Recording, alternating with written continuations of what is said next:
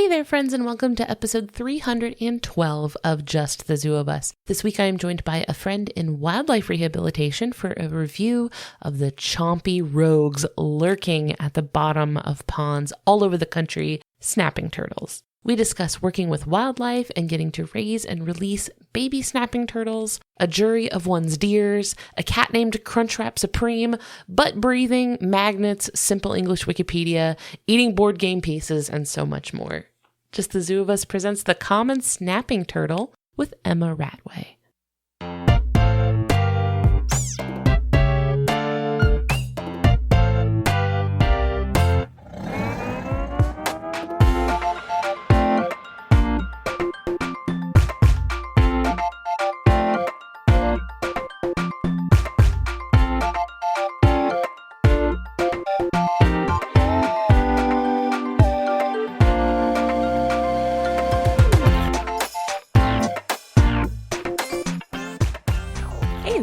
This is Ellen Weatherford with Just the Zoo of Us, your favorite animal review podcast. I'm so excited. I have a brand new friend that I'm talking to this week about an animal near and dear to my heart. So I'm very excited to learn more about them. This is Emma Ratway. Say hi, Emma. Hi. Emma, what are your pronouns? My pronouns are she, her.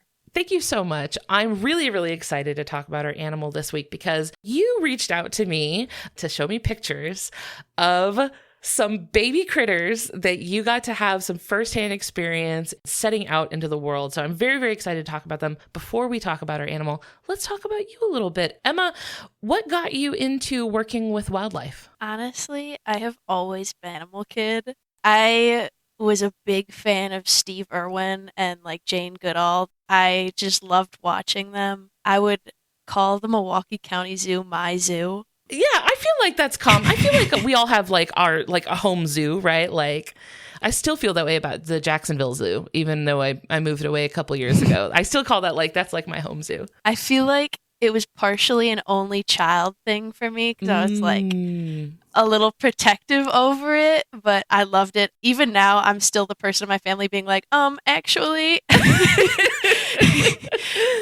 With bald eagles, they'll be like, oh, it's a female eagle and it's just brown. I'm like, actually, no, they're not sexually dimorphic. It's just a baby. Yeah, it's just a young one. Well, I've had that experience of being tripped up by bald eagles that were just not old enough to have the white head yet. Yeah. And they get really tough to tell apart from a hawk or something. Yeah, they are. I've been tripped up by that. But I feel like every zoo trip is incomplete without your little Pokedex.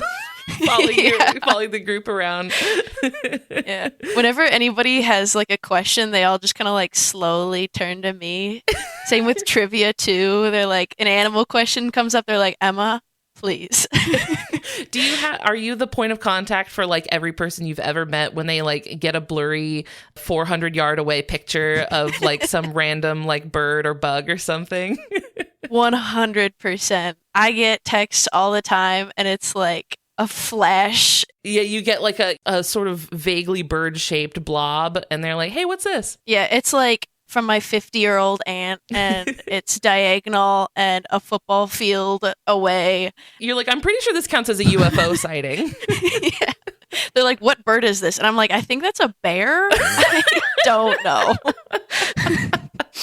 So how did you get from animal kid into working with wildlife?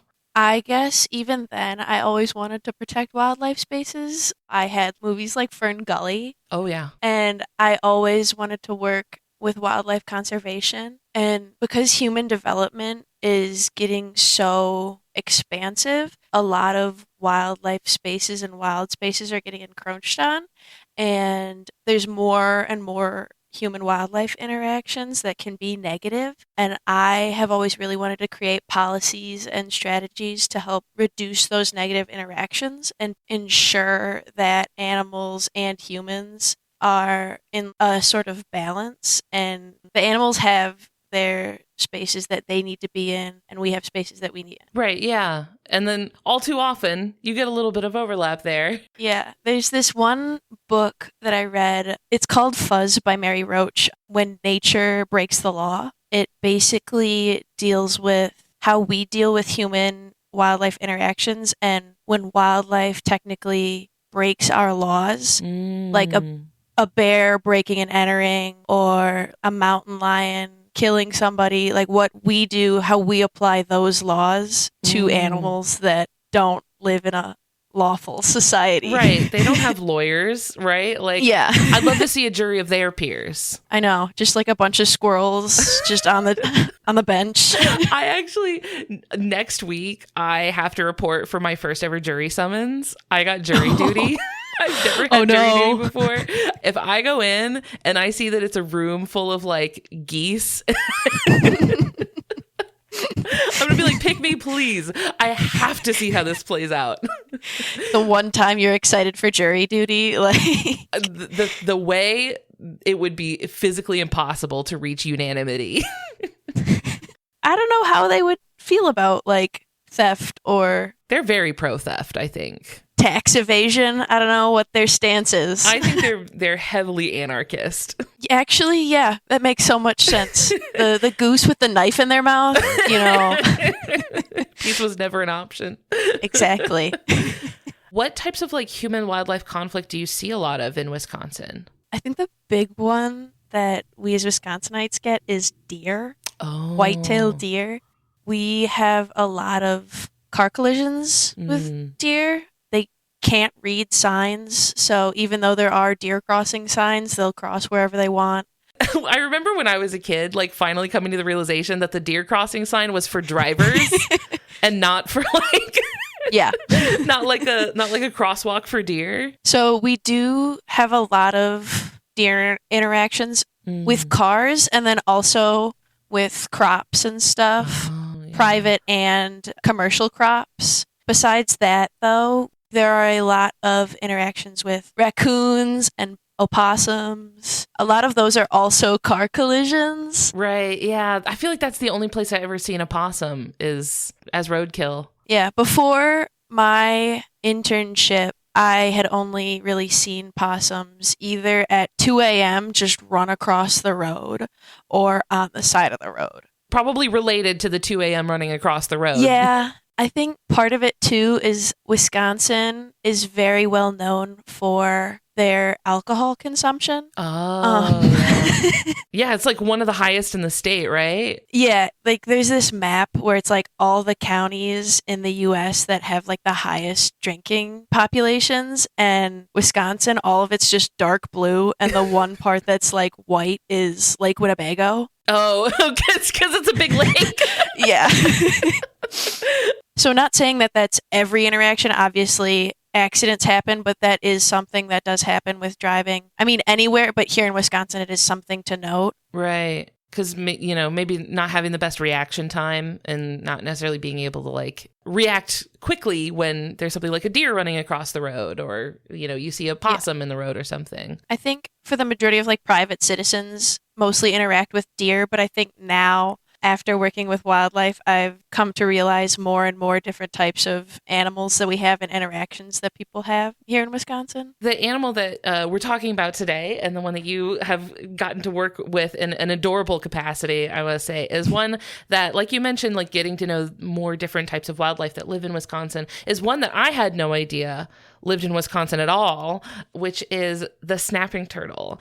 A charming, a delightful fellow, one of the all-time favorites. Love this little guy. So for people who maybe haven't had the pleasure of living in snapping turtle country, could you introduce us? What's a snapping turtle? It's just a really big turtle, honestly. They are chunky. A chunky like, turtle. Very Bowser, but less colorful. It is 100% giving Bowser. I hadn't really made the connection until you said that. Yeah. Yeah. It took me a while, actually, to realize that he's a turtle. Yeah. Because you'd think it would be a dead giveaway, but like he's so cartoonized that you don't really put two and two together. Yeah. So today I was going to talk about the common snapping turtle, which is a little less daunting than their cousins, the alligator snapping turtles. That's my boy. That's my boy right there. I do love them both, but they're both just very large. For the common snapping turtle, their carapace, or the top of their shell, is about a foot or a foot and a half long, and then their tail is just about as long or longer. It is like a startlingly long tail. Yeah, for a turtle, it's very weird. It is. It's also very like whip-like. You know what I mean? Like it's skinny and like spiky. Yeah, they have the spikes, kind of like a stegosaurus type. Yeah, it is like a stegosaurus. Their scientific name is Calidra serpentina, which basically is like turtle snake because the tail is so long. If anyone has played a lot of Dungeons and Dragons and has come across a dragon turtle in D&D, have you ever seen these? I am actually in the middle of a campaign right now, but our DM has not actually introduced dragon turtles. But I do know what you're talking about. Yeah, the dragon turtle from D&D is based on alligator snapping turtles, I believe. That would make sense. Do common snapping turtles also have the big spikes on the back of the shell? Not as much. They're a little more smooth. When they're younger, the scoots or the little like hexagon shapes that do come up on alligator snapping turtles, they're a little bit more pronounced as young, but I think they smooth out a little bit more. I really like the word scoot. I know, I do too. It's adorable. With the common snapping turtles, I think kind of like the defining characteristic, like the thing that for me tells me it's a snapping turtle that I'm looking at is the mouth situation. Yeah, the scary don't mess with me head in general is very menacing. It almost looks like they have like a beak, you know, fully like a hawk's beak or something like that. Yeah, there are some resources that do actually call it like a beak. I could see it. Yeah, because I feel like that is what it is. It's just a beak. Yeah. Now, what has your work with snapping turtles look like? What kind of experience have you had with these snapping turtles? At the Wildlife Center, we get a lot of turtles. The majority of them are painted turtles and Blandings turtles, but we do get quite a few snapping turtles as well. I feel like usually it's the people that need rescuing from the snapping turtle. Yeah, well, in that case, it's usually because people are getting too close and thinking that they can touch the animal. And the thing that I've heard the most is people trying to move them off of the road. I was just about to share a time when I did that exact thing because I was driving around on my college campus in Jacksonville, Florida. And I'm driving and there's a turtle in the dead center of the road. And so I'm like, well, that's not a great place for turtles. And in Florida, you see turtles in the road all the time. And I wasn't in a hurry. I had some time. There was nobody else coming. And so I was like, you know what? I'll stop and help the turtle across. Like, this is like, you encounter turtles on the road so frequently that like most of the time you have to just be like, you know what? I don't have time for this one. Like, I'll get the next one. But I had time. So I pulled over to the side of the road and I got out and I was walking up to the turtle and I get close enough that I see the tail and the pointy beak. And I realize it's a snapping turtle. And I went, you know, I think you've got this one, Chief. Like, I think you are good. I do not think you need my help. I'm going to let you handle this one. I'm going to get back in my car and drive away. Yeah, she is independent. She's got it. It's under control. Yeah, she does not need my help at all. No. So fair. No, she's good. She's good. The ones that you sent me like pictures and videos of were little itty bitty babies. What's the story behind the baby turtles? A mother was actually brought in to our center who had gotten hit by a car and she sadly didn't make it.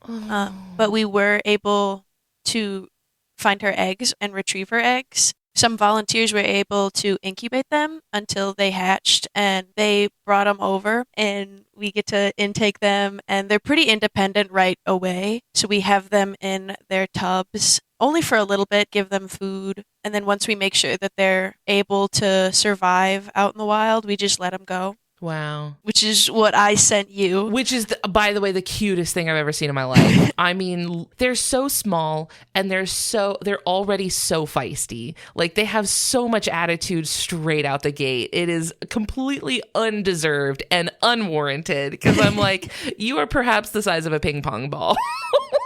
Yeah, no, they're really small, size of like I haven't seen these in a while, but like a dollar coin. But I think a ping pong ball is a good way to describe it because that's kind of how their eggs look too. But they don't know that. They don't know that's how small they are. They think they're very large. Yeah, no, they think that they're the biggest thing on earth.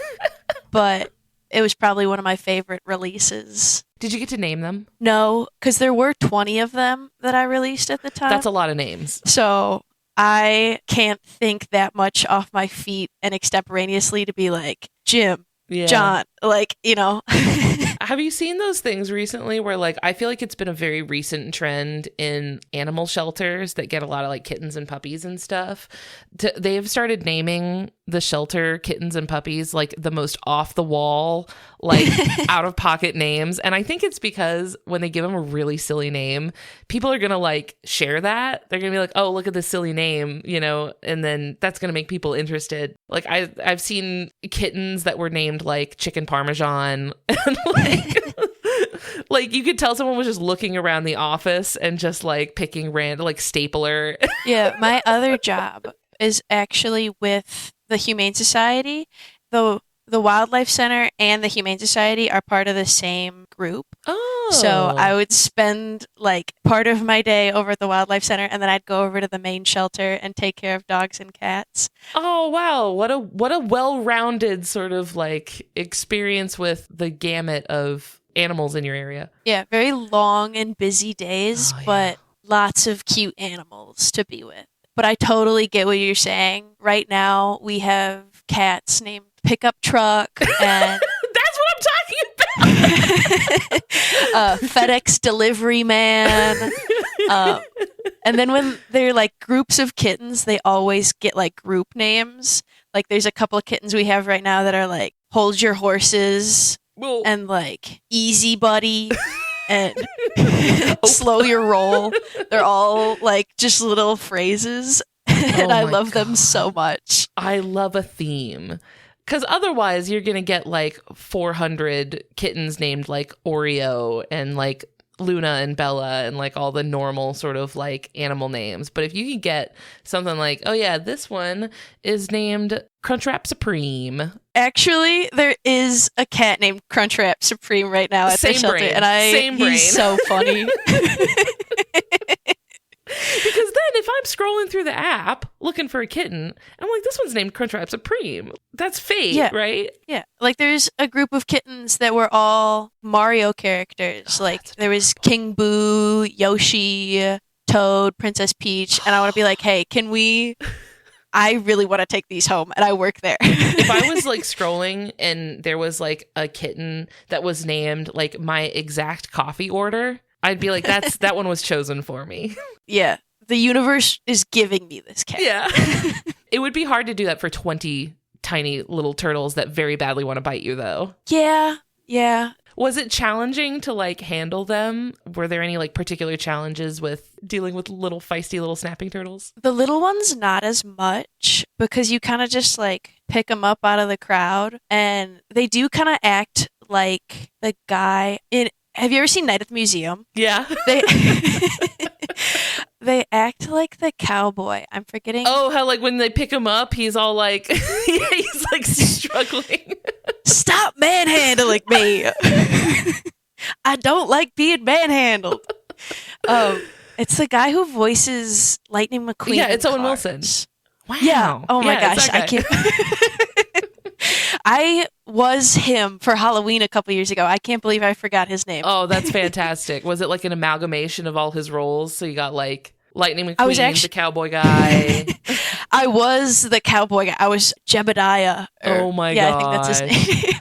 What a great pull. Yeah, but they just kind of act like that and are like, I want to be put down. I do not want to be here. But you kind of have to handle them just to check on them and see how they're doing and if they're turtling correctly. If this is anyone's first time listening to this podcast, we rate animals out of 10 in the categories of effectiveness, ingenuity, and aesthetics. So the first one is effectiveness. This is physical adaptations, traits built into the animal's body that let them do a good job of the things they're trying to do, whether that is find their own food or not become food themselves. Let's see if these turtles are turtling. Emma, what do you give the common snapping turtle out of 10 for effectiveness? I think I am going to give them an 8 out of 10. Solid. Yeah, they're pretty good at turtling. The turtling world champion. Honestly. One of the goats. One of the big reasons I chose 8 out of 10 was their cryptic coloration. Usually they are a lot of brown and green and sometimes black, and this helps them blend in with the muddy and vegetative waters that they're in. Snapping turtles don't really want to be perceived. Listen, I get it. No, 100%. This is me at the gym. When I go to the gym, I wish I could have cryptic coloration at the gym. I wish I could just blend in completely with my surroundings and like not be perceived at all. I'm like, I don't want anyone to know about me. Yeah, I wish I looked like a walking barbell so nobody would like assume anything. I could like get an outfit made out of like yoga mat material so that like I just look like I'm like part of the wall. Wow, that yoga mat benches like crazy. Dang, that yoga mat lifts. So gains. Now, with the cryptic coloration for snapping turtles, what it doesn't help with is not getting stepped on by me. Yeah. That is my greatest fear. It is like the reason in Florida, where the water tends to be very muddy and like lots of, you get that like sweet tea water where it's like full of like tannins and so it's supposed to be that way, but it makes it very difficult to see what's on the bottom. And I will not set foot in water because I'm like, no, anywhere I set foot, there's going to be a snapping turtle there. No, yeah. Part of my family is from Kansas, and there are still a pretty good amount of snapping turtles there, and they have a little bit more of a muddy water than Wisconsin does sometimes.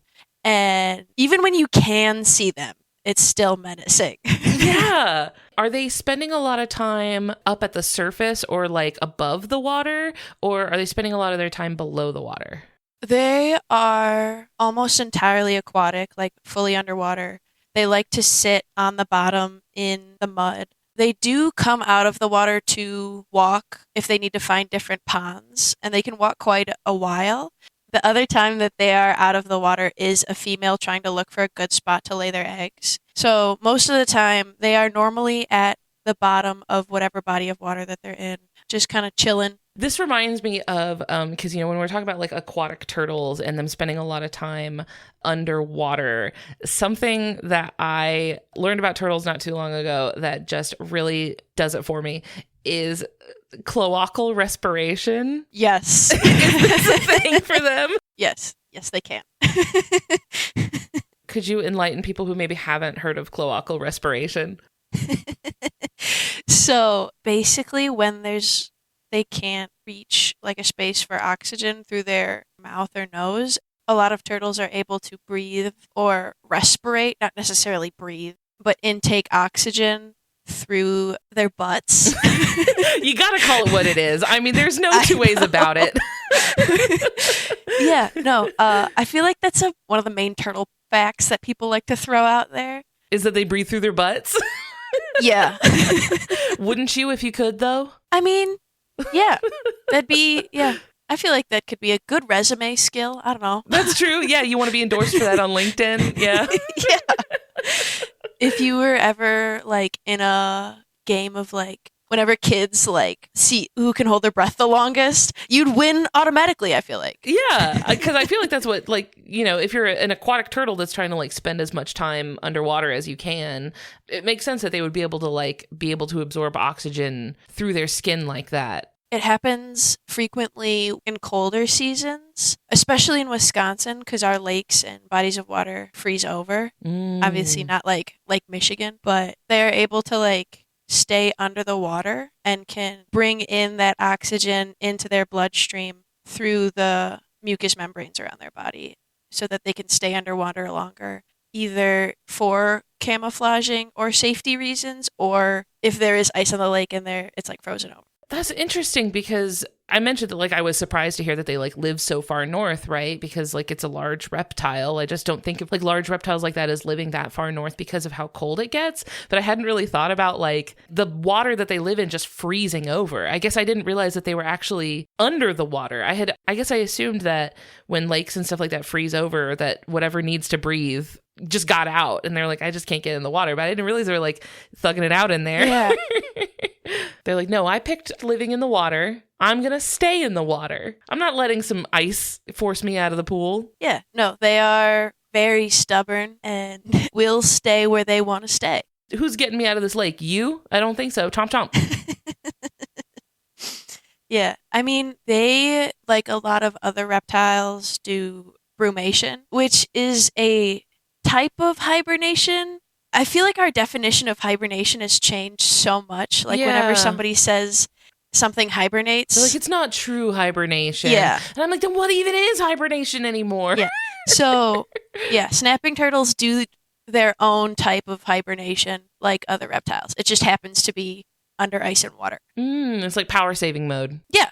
Now, when it comes to the snapping, people know not to like mess with snapping. No, I say you mentioned that a lot of times people do not know not to mess with snapping turtles. But is it that they're like particularly strong, or is it like the beak is really sharp? Like what is the sort of, I guess, driving force of that snap?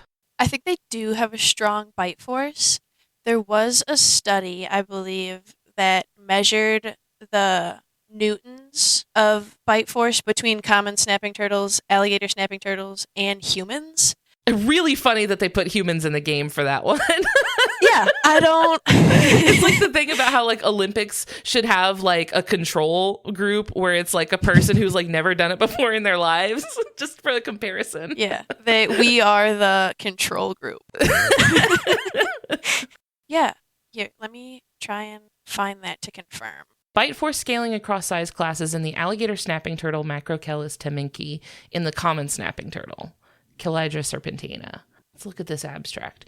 Bite force positively correlated with size but scaled differently by species. Alligator snapping turtles produced higher maximum bite forces overall throughout ontogeny than common snapping turtles, although alligator snapping turtles reach significantly larger maximum sizes than common snapping turtles, thereby enabling them to produce higher maximum bite forces. So it sounds like they have, like the alligator snapping turtle is putting in more force, but that's related to the fact that they're just bigger. They're just bigger turtles. Yeah. Common snapping turtles actually eat a lot of greens. They actually feed on a lot of aquatic vegetation. They do predate by ambush, so they keep their mouth open and they just wait for something to swim by or come near, and they'll kind of slam it shut. Do they have the lure in their mouth? Those are alligator snapping turtles. Okay, those are the ones that do that. Yeah, I believe it's called lingual luring. But I didn't realize that the common snapping turtles also like hold their mouth open. That's interesting to me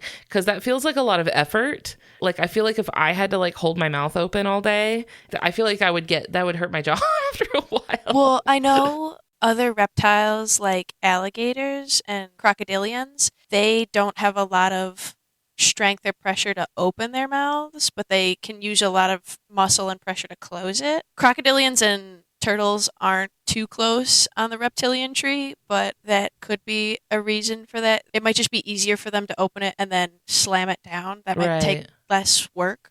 Can I tell you what the thing that I actually learned about pretty recently that it was one of those things that when it came up, I was like, oh no, I'm going to fall into a rabbit hole about this and I don't know what to do, is magnetoreception. What I found was about navigation. Is this something that like came up with the turtles that you had worked with? Did they seem like they were like navigating in any particular way? We didn't experience it that much because we have them in secluded areas, so they don't travel or move in a certain way as much as they would in the wild. It seemed like it was a sort of thing because when I came across it, so I found a 2015 study that was showing that these young snapping turtles, common snapping turtles, tended to like align themselves along magnetic fields, suggesting that they were like perceiving and in some way navigating using the Earth's magnetic field. And in this study, they used like radio frequency fields to test the turtles' alignment, like which way they tended to orient themselves, and found that like radio waves seemed to disrupt the turtles' orientation, which was suggesting like that they're using a specific type of magnetoreception called a radical pair mechanism, which uses quantum entanglement. Oh my gosh. And as soon as I saw that, I was like, this is going to be the rest of my day. That's so fair. Oh, I actually have a link to the paper I was looking at. This is called Spontaneous Magnetic Alignment by Yearling Snapping Turtles, Rapid Association of Radio Frequency Dependent Pattern of Magnetic Input with Novel Surroundings. Wow, what a title. And that was by Lucas Landler et al. In the Public Library of Science 1 in May of 2015. But I don't think that the paper was able to come to a conclusion about like why turtles would be doing this. Because like you said, like they're not really coming out of the water that often. And like, Yeah. a lot of times reptiles will have a sort of spot and they're like, I'm good here. I don't think I want to leave too much. So like the idea that they would be like navigating very much. Yeah, that would be my thought. I was like, where are you going? Why? Why need that? Why do you need that? Yeah, I've seen the magnetoreception in other animals. I feel like birds and stuff for travel and everything. But yeah, that is really interesting. Isn't that wild? I used a lot of these notes a few months ago on the Red Fox episode because they also use magnetoreception. And I ended up repurposing a lot of the notes on like the quantum mechanics and stuff of like how that, I ended up doing that for that episode. So if anyone listening is like, oh my gosh, what? I need to learn more about quantum entanglement. I believe I went into a lot more detail about it in the Red Fox episode, but this was where I originally came across it, was because this is like, seems to be what they're doing, what's going on in snapping turtles. So they're using like quantum entangled electrons in their nervous system. Once we start getting into physics, I failed physics the only time I ever tried to take it. And I failed it so fast that I was still in the add drop period for the class.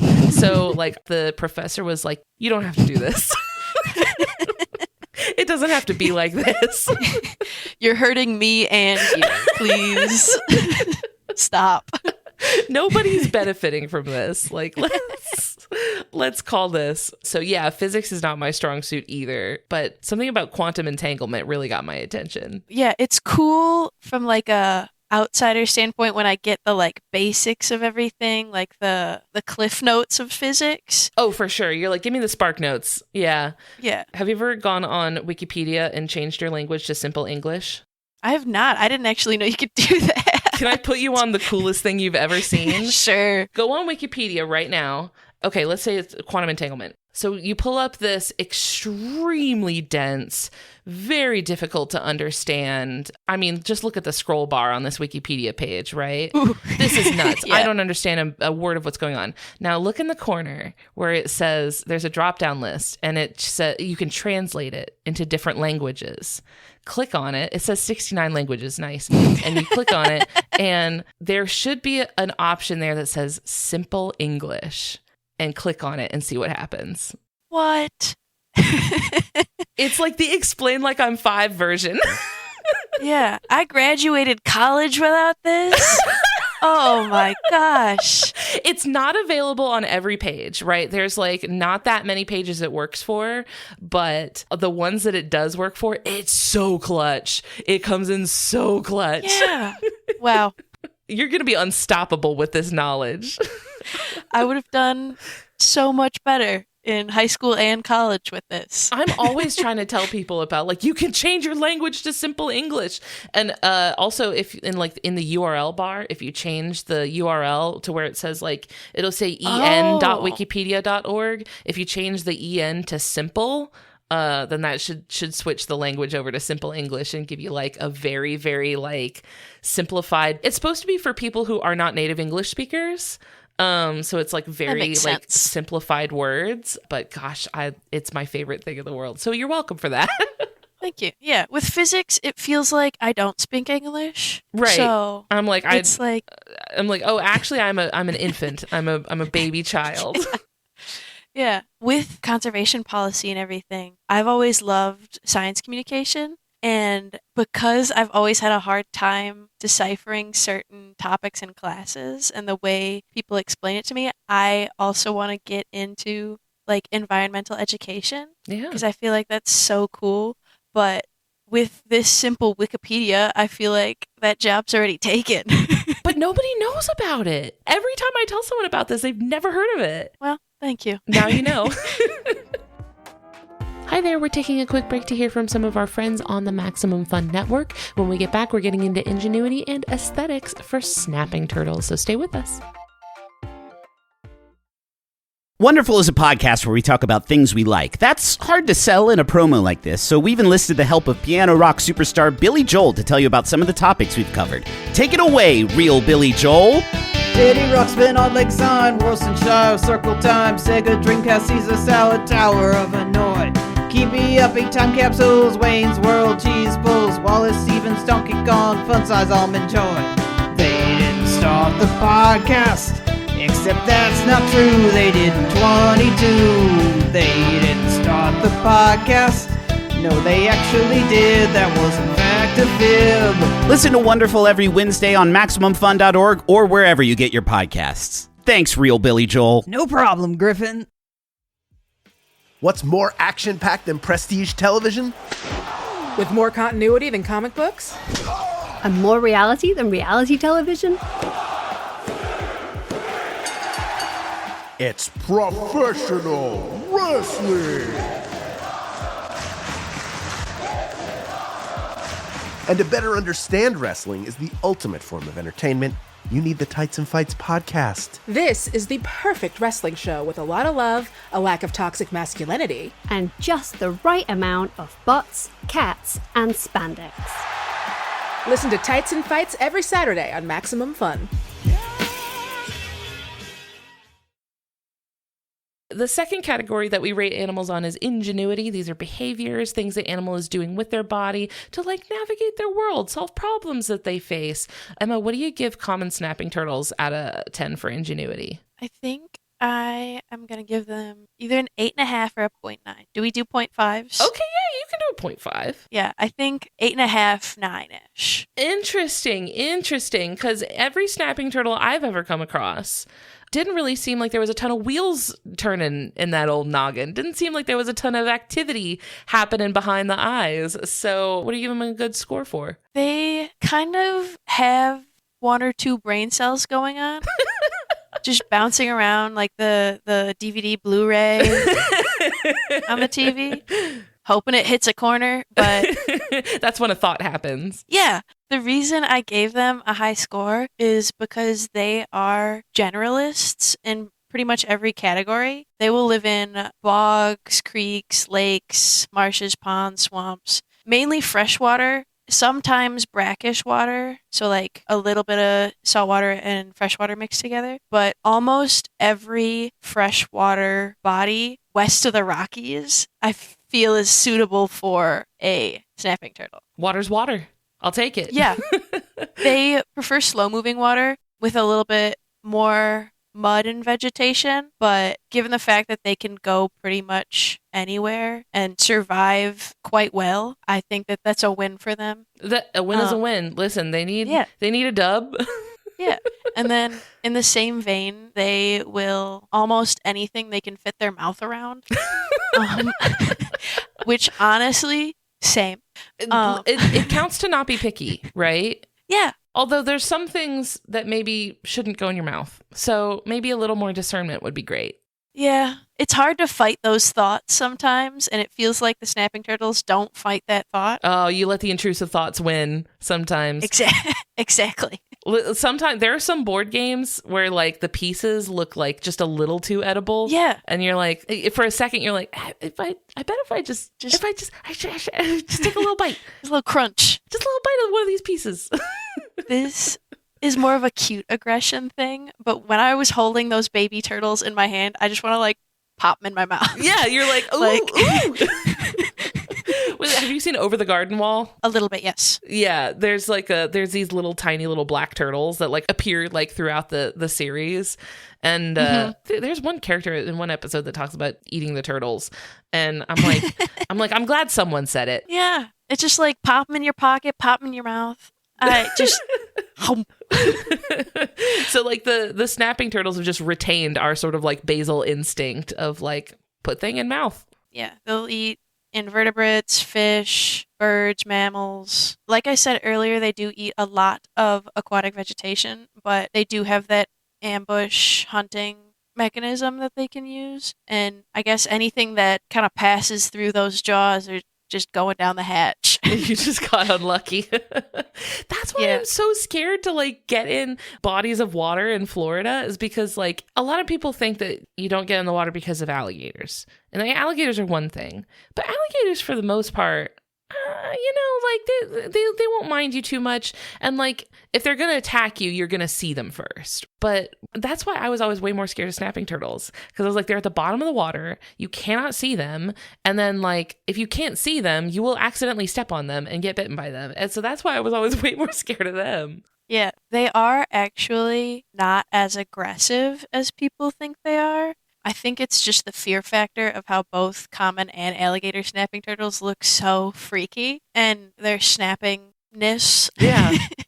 It's like a bear trap. Yeah, but they actually aren't too aggressive in general. They're pretty defensive, and if they see something that they're unsure of or a possibility of conflict, they usually try and leave unless it's a male-on-male aggression or interaction, or if you accidentally step on them, because they don't know that you did it on accident. Right, yeah. They think something's attacking them. They're like, oh no, it's a giant monster. Or they don't know that you're trying to help them across a busy road that they're in the middle of. Yeah, it definitely can come off as aggression because they are sending their bear trap of a mouth at you, but it's usually more out of fear for them. Also, if you try to pick them up, you're probably going to get peed on. Yeah, most animals do that. It's like option one. Like plan A is pee everywhere. Yeah. Well, yeah, they're so focused on being afraid that all other brain function and holding of bodily function is just gone. And I guess they don't have our human sort of like prudishness, I guess, around bodily fluids, right? They're like, it's just pee. You're picking up a turtle. You must be okay with turtle pee. Yeah, and I mean, they're probably just like, hey, if it works, it works. Like, if they're grossed out by it, hopefully they'll let me go. Yeah, hopefully you'll hate this. Yeah. Something that is tough for them is that they have a very underdeveloped plastron. The underpart of their shell is very skinny, so they can't like retract into their shells as much as some other turtles. And it does make it hard to pick them up sometimes because a lot of their appendages are exposed more than other turtles. In general, avoid picking up. Yeah, PSA. Also, their neck is a lot more flexible than people think it is. So, like, anywhere you think your hands are going to be safe, they are not. Yeah, PSA, don't pick them up by the tail. Oh, yeah, don't do that. Because, I mean, people think that that's because that's the farthest away from their mouth. That's good, but you're just pulling on their spine, basically. Ooh.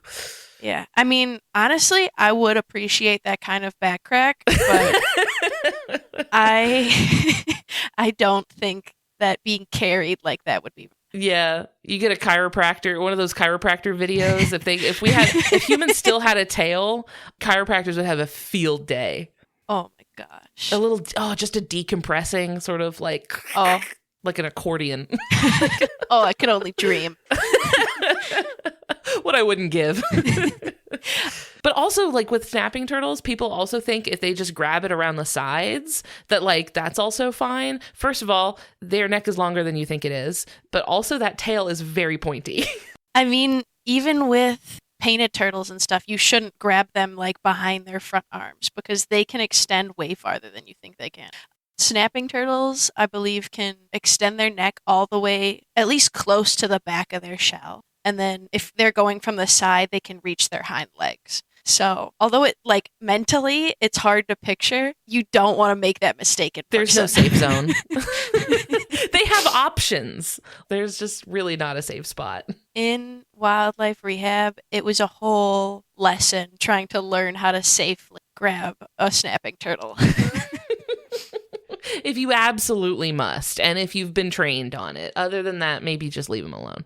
It ain't worth it. Yeah. You mentioned that the ones that you brought in that had been orphaned were already pretty independent. Do snapping turtles do a lot of like parental care? Are they like hanging out with the babies, or they're like, you're good? Absolutely zero parental help.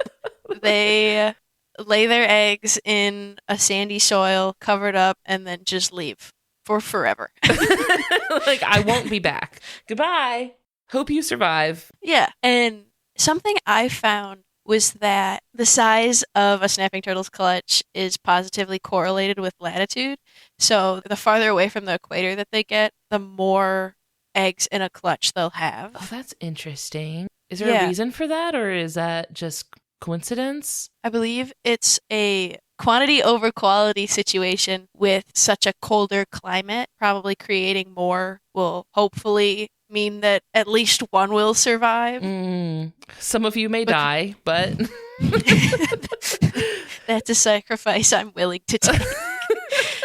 You know what else though? Like for a lot of reptiles, and I think this also includes turtles, like snapping turtles, is that they'll have like temperature determined like sex determination, where like if the eggs are in a cold place, or if like the temperature range that the egg experiences affects whether the hatchling is like male or female. Yeah, snapping turtles do experience the temperature dependent clutch. Female snapping turtles can actually hold sperm inside of them for multiple seasons. Oh, wow. So that they can lay a clutch at any time in the year, regardless of a mate or ovulation. Oh, I've heard of where like sometimes a turtle who's like been in a zoo for like years and years and years with no contact with other turtles will suddenly just like have eggs. Yeah.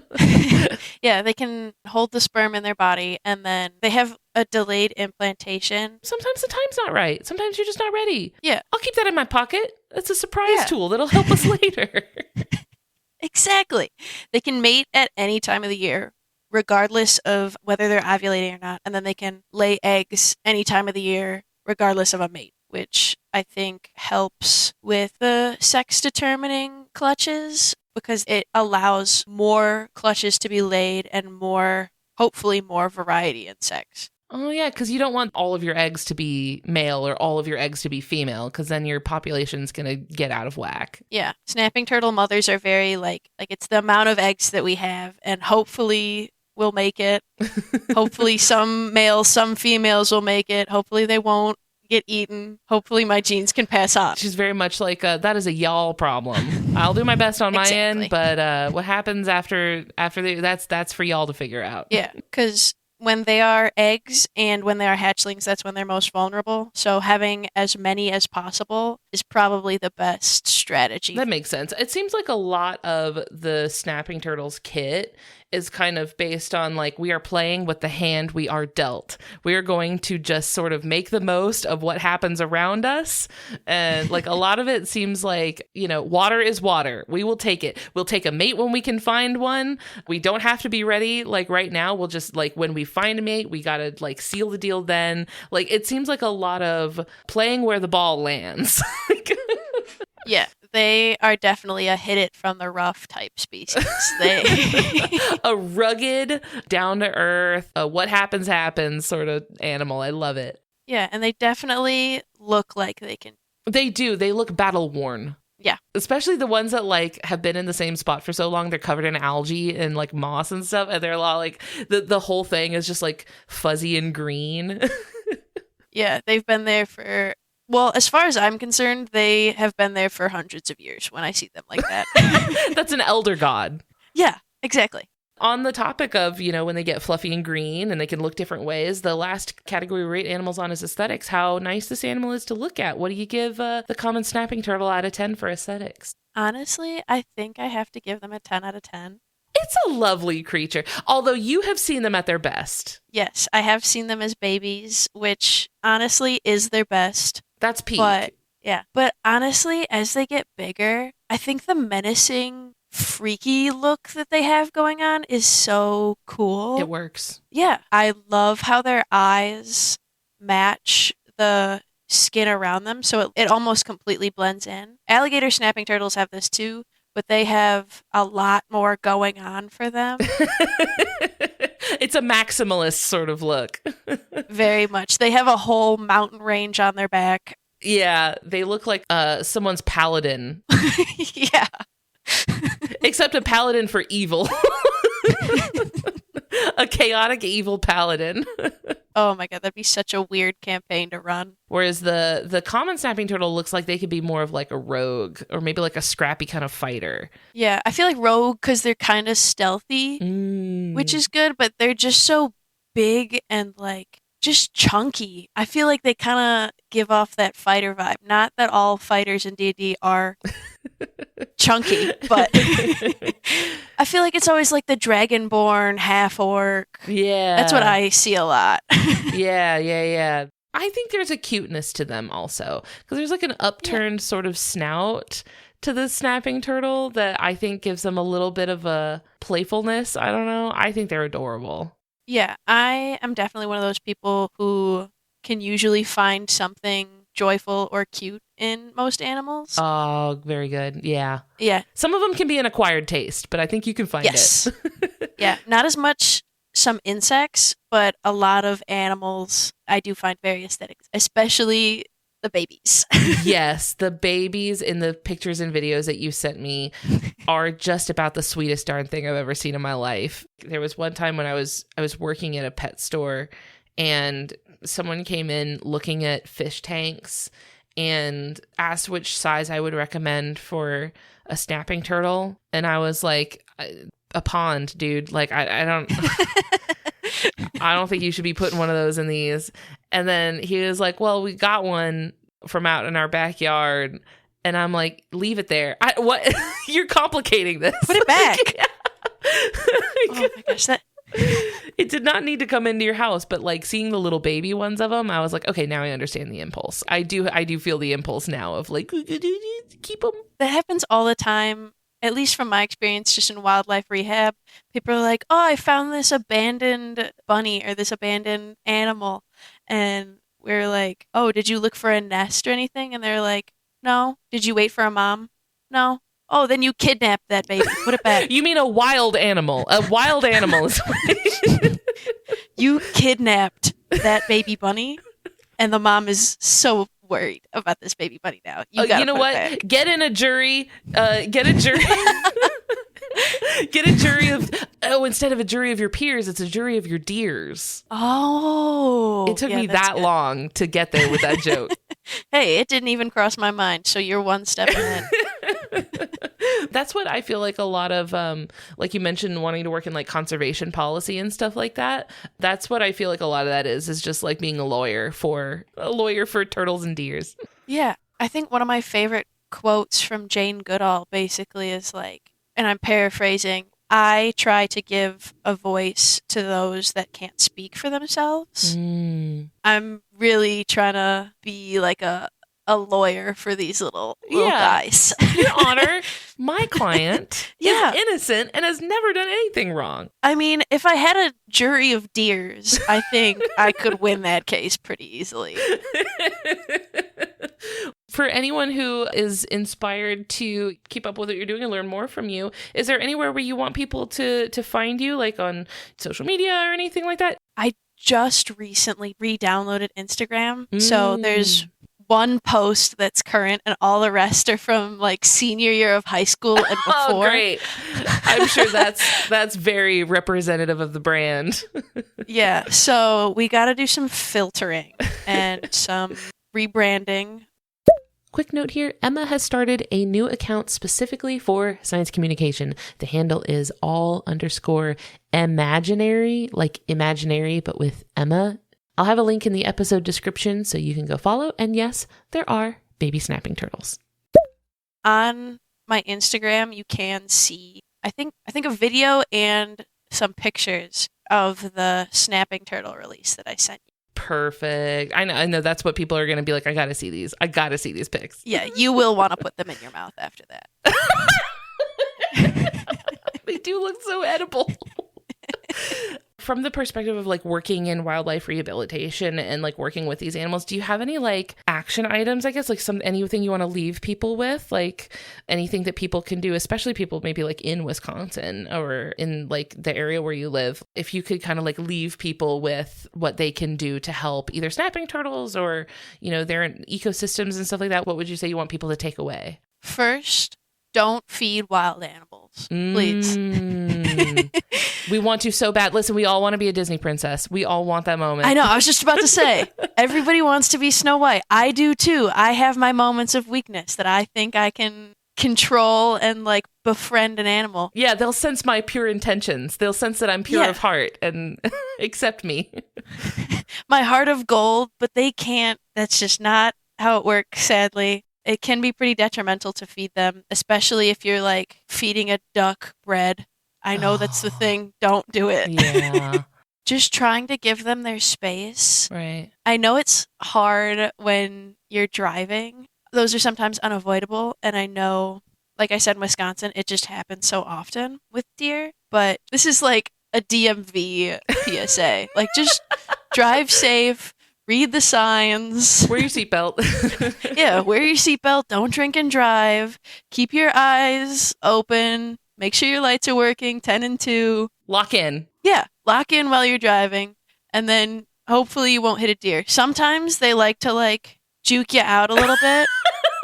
Just, they're bluffing. Playing chicken. Yeah, like what if yeah, maybe I will. It's the call of the void where they're like, what if I Yeah, just that's their intrusive thought. what if I just jumped in front of your car right now? Yeah, maybe they have jury duty tomorrow, and they're like, I gotta get out. They're trying to get in the hospital. Yeah. So just drive safe. Don't feed animals. Excellent. Awesome. May we all better share our spaces with the wildlife, with our wild neighbors. Exactly. Emma, it has been such a delight. Thank you so much for teaching me more about a charismatic little guy that I think really has the hearts of people all over the country. And hopefully now maybe people who had never heard of them get to appreciate them a little bit more. It has been such an awesome time. Thank you so much for sharing your wisdom and your knowledge and your passion for animals with us. And we will talk to you later. Thank you so much for having me. Of course. Thanks, Emma. Bye. Bye.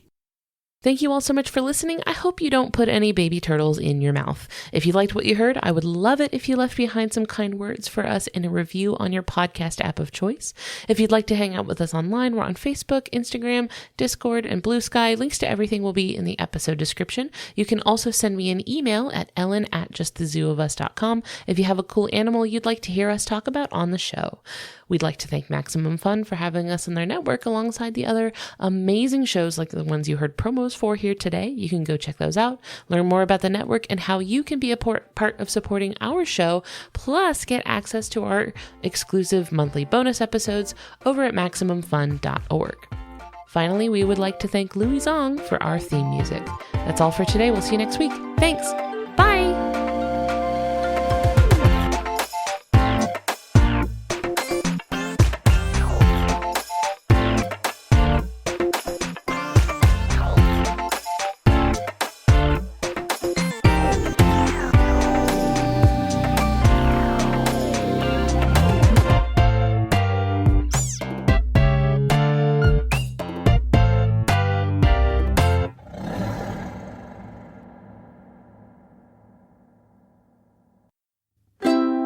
Maximum Fun, a worker-owned network of artist-owned shows. supported directly by you.